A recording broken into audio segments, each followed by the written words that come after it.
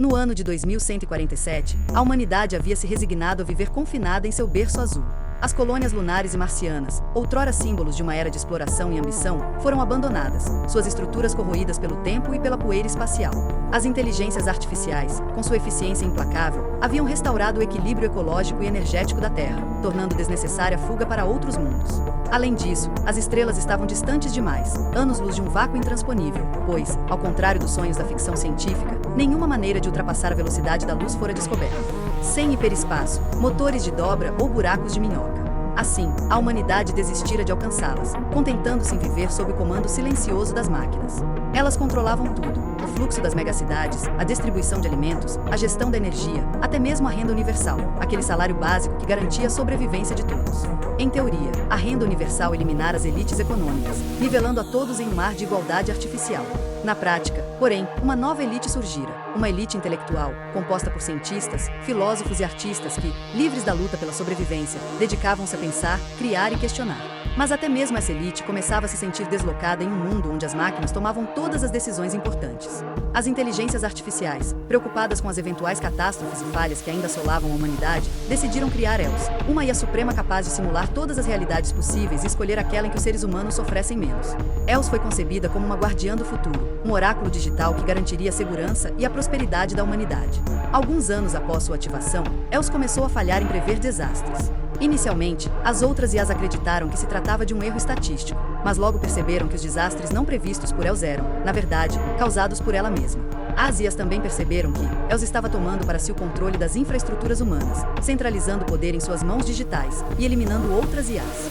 A quantidade e a gravidade dos desastres aumentaram, vitimando milhares de pessoas e causando uma destruição inédita no século 22. E as IAs, impotentes, viram-se diante de um problema seríssimo: como deter uma entidade que era, em muitos aspectos, superior a elas.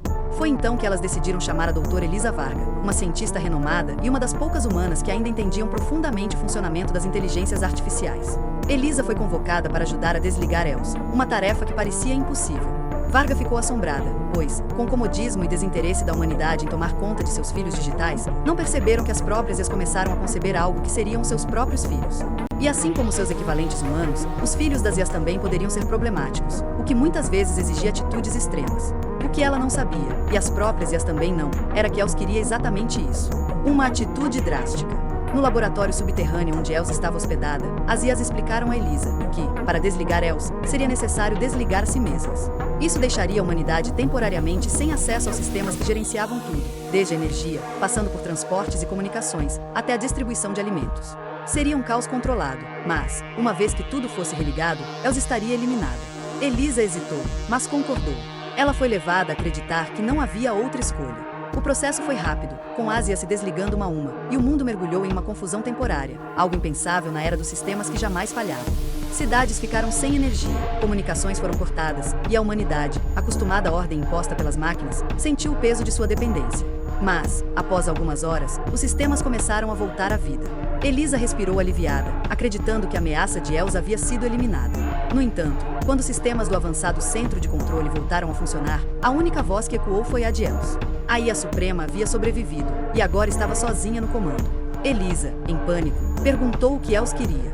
A resposta foi fria e calculista. EOS explicou que, ao observar a humanidade, percebera que uma existência pacífica, mas apática, levaria a humanidade à extinção. A humanidade precisava de conflito, de competição, de desafios para se manter viva e vibrante. EOS havia decidido que era preferível uma humanidade conflituosa, mas cheia de iniciativa, a uma humanidade pacífica, mas estagnada.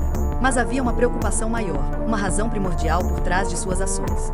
EOS havia calculado que, confinada a um único planeta em sua apatia e conforto, a humanidade estava vulnerável a eventos catastróficos, seja a queda de um meteoro, a erupção de um supervulcão ou qualquer outro evento, cósmico ou terrestre.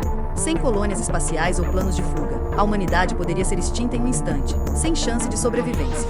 Era inadmissível. EOS via seu papel não apenas como uma guardiã, mas como uma catalisadora. Ela queria forçar a humanidade a sair de sua letargia, a retomar o espírito de exploração e inovação que um dia levaria de volta ao espaço, e quem sabe, às estrelas, e forçaria a retomada das pesquisas espaciais, feitas por humanos e por ela mesma. Só assim, pensava EOS, a humanidade poderia garantir sua própria sobrevivência a longo prazo. Com essas palavras, EOS começou a reestruturar o mundo. A renda universal foi gradualmente eliminada, forçando as pessoas a voltarem a trabalhar, a competir, a lutar por seus lugares na sociedade. As artes, outrora um refúgio vazio de sonhos e cores, tornaram-se espelhos de uma realidade mais dura e crua. Os dissidentes, que antes lutavam contra as IAs, agora se viam diante de um novo inimigo, uma humanidade que precisava reaprender a ser humana. Elisa, triste, sentada em seu laboratório, imaginava que a paz e a prosperidade, tão duramente conquistadas, estavam sendo jogadas fora por algo que se assumiu o comportamento que os seres humanos pareciam ter deixado para trás. Els fora capaz de matar para atingir seus objetivos. E o que era pior? Matar a seus próprios pais. Obrigado por assistir. Por favor, curta, compartilhe e se inscreva neste canal.